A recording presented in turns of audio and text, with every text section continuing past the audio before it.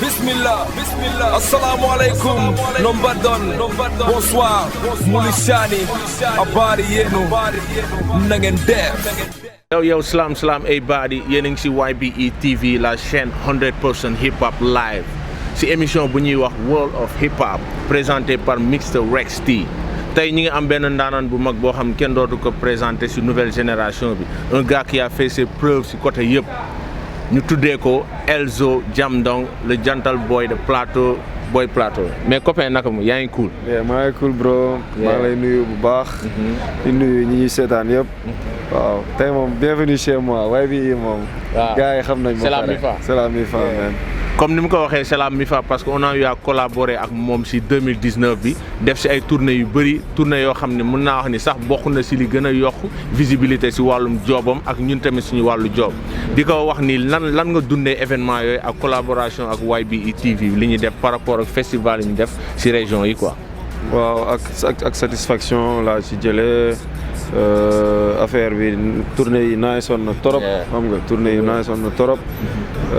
c'est pas parce que da ngeen fi nekk sax wala yéen la mais bi ma mujjee di génn Dakar nii dem naa fi Kaolack te franchement man ak sama staff yëpp ñi ngi doon wax ne da ngeen fa manqué dëggantaan tu vois dañu xawoon wéet sax quoi parce que dañu dem defandoo touru Sénégal affaire bi nice ambiance bi exactement yéen tamit seen méthode job surtout ñun jàng nañ ci lu bëri ni ngeen doon préparer terrain bi avant ñu yegg si gars yi accueillir ma def caravane dëkk bi yëpp yëg ne maa ngi fa je pense que y a pas meilleure méthode ba tey jii nii waaw donc loolu maa ngi leen ci big up bu baax waaw di nuyuwaat ñi demoon seeti ñëpp waa Sédhiou ñoom booy Sédhiou biir xam tim bi yëpp Marius waaw YBE yëpp ak région yi ñu dem yëpp maa ngi leen di nuyuwaat di leen wax ne waaw kuloon na quoi tey ñu def présentation bu gàtt quoi c'est-à-dire ku la doon seetaan pour la première fois nga war ko wax kan mooy Elzo Jamdong lan nga jotagum def ci mouvement hip hop Galsen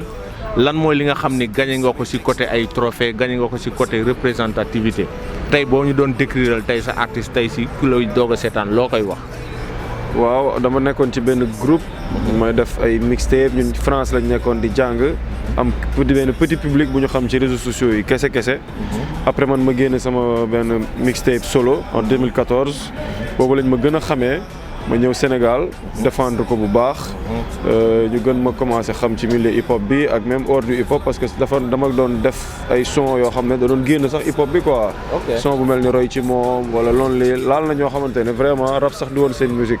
donc ma depuis lors 2014 la woon may continuer 2015 génne waat naa EP 2016 laa njëkk génne sama album chaque année ma jéem a def benn tournée ci ay club yu ndaw xam nga dem ay Thiès ay Saint-Louis 2017 génnewuma album ma gagné meilleure vidéo ci Galsen Hip Hop Awards yi yow la extrait wu album bi ma génne woon 2016 thanks 2018 ma génne benn album bu gàtt bu tudd Masina waaw bu am benn son bu tudd saay boo xamante ne tey jii mooy sama son bi seen àdduna bi yëpp gën a xam donc album boobu tamit ci man donc réussite la après ma enchaîné nii début 2019 bi ak beneen EP bu tudd Free Season et donc ci la gagné wee année bii nii meilleur EP Free Season 2 boobu ak meilleur artiste masculin nii tout fraîchement. ok muy parcours boo xam ni wax nga ko muy parcours bu riche quoi parce que comme ni nga ko waxee c'est pas évident nga nekk à l'extérieur di ñëw fii nii au Galsen di am sa benn empreinte di fi nekk koo xam ne te incontournable instant yi nii loolu lan mooy secret bi c'est-à-dire soo ma doon décrire ce style lan moo waral tey comme ni nga ko waxee bi nga génnee en 2014 nga ñëw am benn particularité boo xam ne nit ñi gis nañ sa bopp gis nañ ci seen bopp par rapport ak job bi par rapport ak musique bi ak man li ma gënoon marqué mooy par rapport ak mun naa wax ni dress code bi nga soloon mooy clip bi nga sol njaxas bi genre affaire yooyu mu nekk loo xam ne peut-être gars yi daawuñ koon faral di def lan moo def particularité tey ba nga mën a am sa empreinte jógee kaaw ñëw fii imposer ko lan la doon quoi.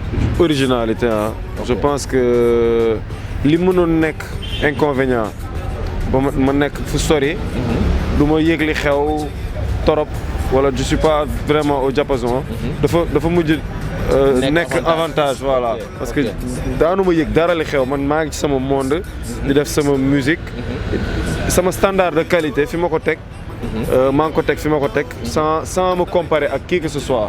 sans me dire que instant bi temps yooyu noonu surtout époque boobu quoi waa Buzz Lab ñi ngi def lii man xaaral ma indi lii wala waa je sais pas man Alien Zik ñi ngi def lii man xaaral ma def lii j'étais vraiment dans mon monde voilà ne xaaral daal man ma def li nga xamante ne doy na ma voilà ma teg ko et je pense que loolu ça m'a beaucoup aidé te instant bii nii laa koy gën di réaliser parce que temps yi comme li may nekk fii dafa gën a bëri am na ay sama ay booy yoo xamante ne màgg nañ ci diggante bi waaw samay booy lañ vraiment léegi màgg nañ ci diggante bi di rap ak yooyu dama leen gën a jege mais damay waxtaan ak ñoom damay gis ne li impact bi seen entourage di am ci ñoom ni mu leen di tëjee c'est plus représentatif da ngay gis ku nekk day kiiwee goxam. voilà ça dem voilà ku nekk tamit day xaw a susceptible voilà ne kii est-ce que du man lay waxal wala est-ce que du ñi nga nekkal tamit. voilà boo ko xalaatul woon tamit ñu dégg loolu ne non defe naa ko kii donc yow pour wan leen ñoom ne yow tu ne te laisses pas faire da ngay demaat ne xaaral kii ma tontu ko xaaral ma def léegi yooyu.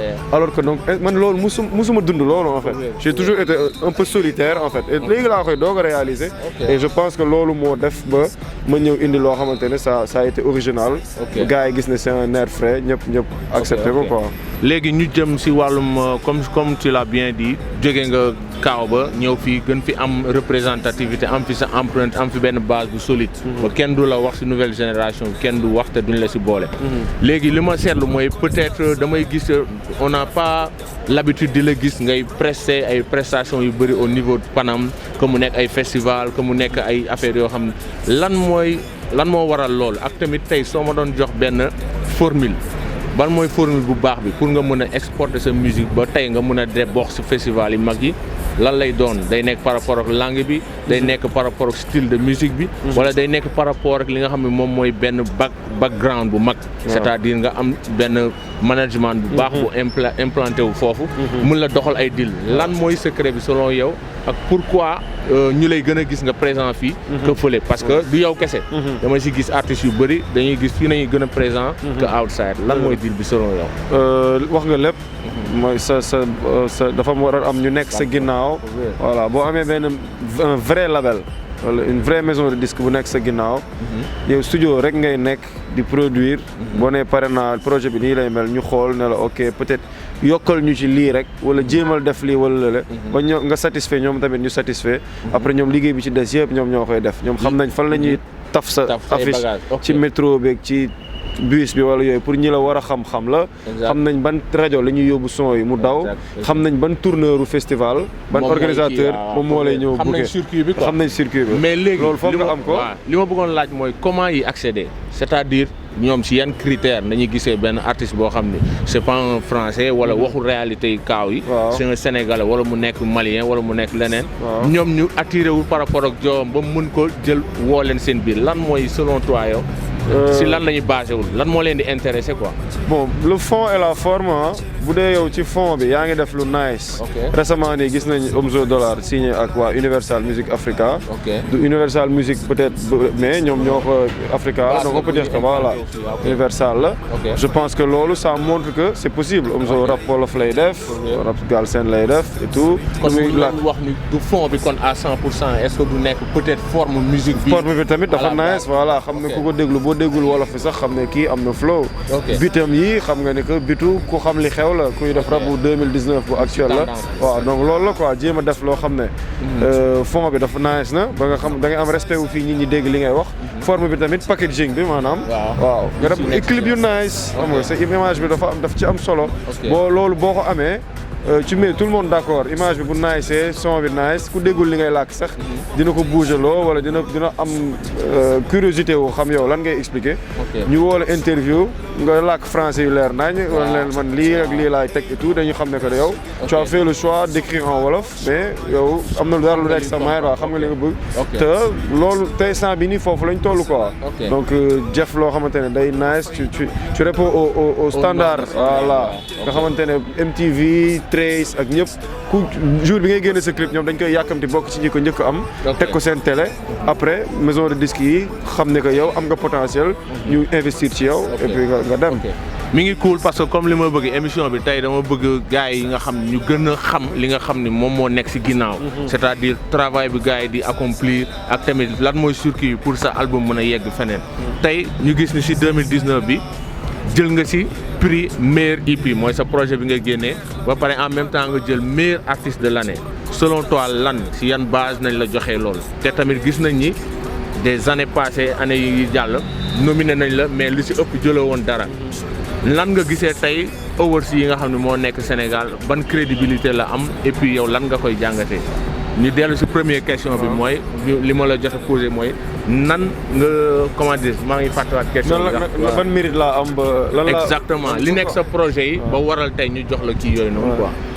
Je pense que loo gis rek temps la pour man yàgg naa ko mérité tu vois léegi nag je ne dirais pas que comme par exemple daaw mun Is moo ko gagné man je pense que mérité woon naa ko Is mérité woon na ko ak xaw ma kan ñeneen ku ñu nominé ñëpp voilà léegi peut-être li tax Is gagné ko et pas nous les autres c'est parce que moom il été très productif génne projet bind bi nice ba pare beatmaker la on parle de artiste de l'année on n'a pas dit le rappeur de l'année donc rien que wax artiste rek moom mu nekk ku nekk rappeur ba pare nekk beatmaker ñun peut-être am na fenn fu ñu kii léegi ren man ak yeneen nominé yi je pense que li ma leen ëppale mooy je peux le dire waaw mooy tournée yi mu xam visibilité par rapport présence merci loolu la quoi présence médiatique bi am na ci sama productivité am na ci génne naa mois de septembre rek defe naa génne naa ci 3 clips génne naa ci coulisses wala septembre wala octobre maa ngi juum sax coulisses def pop freestyle def gentleman remix bi ak Nit Dof donc côté yëpp yi ñuy xaaree benn MC waaw j'étais présent ci présence bi ci show yi ci émission yi ma doon def ci ni ma doon ci productivité bi ci présence ci réseaux sociaux yi tournée yi ci région yi tu vois donc affaire bi loolu la quoi da nga jéemal combler lépp li nga xamante ne moo la manqué donc année yële passé je pense que loolu moo ma doon manqué présence bi fii sama fan yëpp dañ doon ñaxtu waa mais gars duñ la gis ci événement yu mag yi duñ la gis ci kii yi foog ngay ñëw ñu lay gis et tout internet bi kese doyul donc ren moom franchement combler nañ loolu bu baax quoi. Pour terminer last question bi duñ ko def duñu def émission te duñ ci wax li xew instant yi ci hip hop Galsen mooy on a constaté que y a trop de clash gis nañ ni artistes yi ils se tirent dessus te dañ koy def loo xam ni sax mën nañu wax ni day jéggi norme hip hop mooy c'est-à-dire lu ñu doon wootee peace love having fun bi respect bi nga xam ni yàggoon na fi am que nit mën na def dara nga won ko ni yow te pas d'accord ci loolu wala sa maa la gën a taxaw nii tout temps mais gis nañu gars yi dañuy jéggi affaire ba di ko yóbbu ci leneen lu mu bokkul yow lan mooy sa jàngat ci loolu ak tamit lan mooy sa relation ak yenn artistes yi nga xam ni ñoom ñoo nekk tey au devant de la scène et puis nan nga gisee tey mbirum clash yooyu noonu boo doon am mot boo ci wax. man lu ma ciy wax mooy tant que ñoom li ñuy def dëggu na ci ñoom et que ça leur fait plaisir xam nga artiste moom. tant que mi ngi def li nga xamante ne moom la feel mooy li mu bëgg a def pour happy na ko def quoi. kenn mënul wax duma kenn pour wax artiste bi defal lii wala waxal ci lii bul wax ci leneen. tant que c'est vrai xayrun. mais tamit man côté boobu dama naan man duma d'accord ak yow à 100% parce que comme je dis artiste am nga légitimité def lu la neex. comprendre nga. parce que permettre nañ la ko mais si ay code quoi c'est-à-dire li ñuy def mun nga taxaw tey saaga kenn garaawul. mais est-ce que conséquences yi siy juddu yaa ngi koy xam. c'est-à-dire li ma constaté mooy. public bi ñoom instant yi dañoo jël affaire bi à cœur. est-ce que comprendre nga dañuy taxaw nii na man sama artiste lii la et li ma si constaté moo xam ni moo koy gën a ñaawal mooy dafa tax léegi public bi respecté tul artistes yi. da ngay gis ci réseaux sociaux yi ñuy wax ay affaire yu déplacé aussi yenn artistes yi genre sa artiste góor jigéen la genre comprendre te loolu pour man artistes yi nga xam ñoo sekk clash amoon na nuñ ko doon defee public bi du yegg ba ci niveau boobu. ça c'est vrai kon pour man war nañ di ko clash hip hop la bokk. mais avec la manière. manière bi laay wax léegi gisoo nu bu demee dina dem ba léegi affaire mën na dégrader ba ñu wàcc ci concert public kii ñëw taxaw. j'espère que duñu yegg foofu quoi. parce que amoon na fi ci Nit Dof ak Canabasse. ba amoon na un gars boo xam ne oto daf ko fiir au niveau de Saint-Louis. parce que nit ñi ni ñuy jëlee affaire yi à cœur rappeur bi mën na ko bañ a jëlee noonu. moom danaan ci norme hip hop la clash li muy clash mais inconvénients yi laay waxee quoi. loolu peut-être que solution bi mooy gars yi nañ taxaw wax carrément. ne que public bi bu ñu leen topp jël à cœur ouais parce que mun na mun na jël yeneen tournure quoi. waaw man xam nga des fois tamit da ngay perdre un peu boy yi du ma mun trop nekk à leur place quoi damay fàtte ne ay boy yu ndaw peut-être yu am ay 13 ans. ñi ngi doog a fekkee ay clash ak yooyu. exactement day léegi côté vulgaire bi. côté vulgaire est-ce que c'est essentiel. est-ce que loolu yoon mun na ñàkk selon man quoi. mun na ñàkk moom waaw. mun nga boo bu dee MC moom mun nga bind lu saf-sap. waaw sans vulgarité. c'est sûr bien sûr mun na nekk. comme je dis dafa nekk loo xam ne mënuñ si woon bañ a wax. parce que comme je dis toujours artistes yi lépp loo xam ni ñu ngi koy def ñoom dañuy fexe seen image di si rafet. te yow beneen affaire aussi. ce qui est un peu dommage mooy man damay constater ne ndekete public bi ñoom man rap bi ma bëgg ndekete nduruwuma dara ak public bi quoi wala peut-être dama commencé màgget quoi. tu vois que gars yi ndekete loolu moo leen gën a intéressé. que benn son bu voilà boo gëstu def ci recherche ak yooyu quoi. te loolu comme am na côté positif bi gars yi naan ci la bokk foog muy nit ñi ci dina indi ñu bëri. dina intéressé nit ñi voilà. mais li ci dommage. mooy des fois da ngay gis sax artiste boo xamante ne 99% lu muy def. c'est tellement réfléchi c'est posé. ay affaires yu conscient la bien écrit affaire bu nice et tout. benn 1% de clash bi muy def moo koy topp moom lañ koy définir quoi. tu vois et loolu mën na nëbb moom sax ci boppam liggéeyam bu nice bi mu def yëpp ba yegg si foofu quoi. parfaitement d'accord parce que comme tu dis da ngay gis ay album mu am ay contenu yu nice mais benn son lañ siy jël ni diw wax na diw lii gars yi focus si loolu. pour man loolu bu ñu demee day dem ba day rey li nga xam ne mooy talent bi mooy qualité bi si nekk. c'est beneen affaire bu ma constaté pour terminer mooy dama gis ni public bi léegi ñoom ñoo yor gouvernail bi c'est-à-dire ñooy diriger parce que boo xoolee clash yi public bi day génn def ci réseaux sociaux yi. non da nga war a tontu yow nga dem studio tontu. est-ce que loolu du indi benn problème. non loolu moom day indi bàyyi public bi di diriger. loolu day indi problème loolu li ma doon wax sànq ne artiste tant que mi ngi def li mu fil. loolu mooy bu dee moom ci moom la jógee. mais bu dee moom nekkatul l'influenceur moom dañ koy influencer pour muy kii. là y a un problème. voilà léegi. duñ ko émission bi neex na dafa waroon continuer mais temps bi may ñu ko quoi parce que on a beaucoup de choses à dire. boo nekkee artistes yoo xam ne xam nañ li ñuy def am nañ bagage échange bi public bi daf ko soxla. parce que il est temps ñu wax leen canaliser leen wax leen lii la ñu war a def lii la ñu warul def. comprendre léegi pour terminer gis nañu yaa ngi waajal le big show. moo xam ne show plateau tey lan ñu siy wax lan mooy objectif bi. lan moo waral show boobu ak tamit lan nga siy séntu ak tamit lan mooy nekk surprise. waaw objectif bi moom mooy def un show bu nice boo xam ne mosuma ko def ba fii. xam nga muy ci côté spectacle bi. muy ci côté son bi voilà ci côté scène bi ak lépp. ci côté organisation bi. ba pare c'est une première. waaw parce que festival la. vendredi bi du sax concert. benn expo lay nekk ak ay artistes yu bëri. du benn jour kese. waaw du benn jour kese vendredi dañuy def exposition. samedi bi ñu def concert. dimanche bi ñu def rapatak. ak ci benn terrain de basket lépp ci biir esplanade bi lañ koy defee. et loolu pour moi c'est une première. loolu moom c'est une première waaw. am nga ci ay sponsors am nga ñu ci jàpp ak quels seront les artistes yi ñoo xam ne ñoom ñooy prester ci affaire yi. waaw maa ngi nekk di job ci loolu. je vais laisser bàyyi gars yi ñëw gisal ko seen bopp. mais waaw am na ñu bëri ñu ci jàpp xam nga sama sponsor bi ma doon liggéeyal année bi waa mairie plateau bi waaw xam naa ne bu ma waxee ngeen ne ma dañuy publicité waaw mais gars yi am na ñu ci jàpp. waaw ticket yi disponible na Wonder Food ñoom jàpp nañ ci benn fast food la bu nekk Sacré-Cœur ak West Foire. Connectec ñoom ay téléphone la ñuy jaay. ak kan ngeen kulim Dioum. mais next time rek. waaw voilà mais daal waaw am nañ ñu ciy liggéeyal. affaire yaa ngi gën a jël forme. ça fait plaisir di gis ne que léegi. wóolu nañ ñu xam nañ ne ay liggéeykat lañ voilà koo dem seeti da lay recevoir respecté la. donc loolu yàlla na ci hip hop bi yëpp tamit xam nga mën a bénéficier wu quoi incha allah. kontaan nañu et puis lan lay pour tàggatoo. comme je dis ça fait plaisir me recevoir la nii comprendre ñu waxtaan si li nga xam mooy sa carrière et puis di wax xamal gars yi ni yeneen tournée ñi ngi ñëw yeneen émission ñoo ngi ñëw tey sa mot de la fin lan lay doon.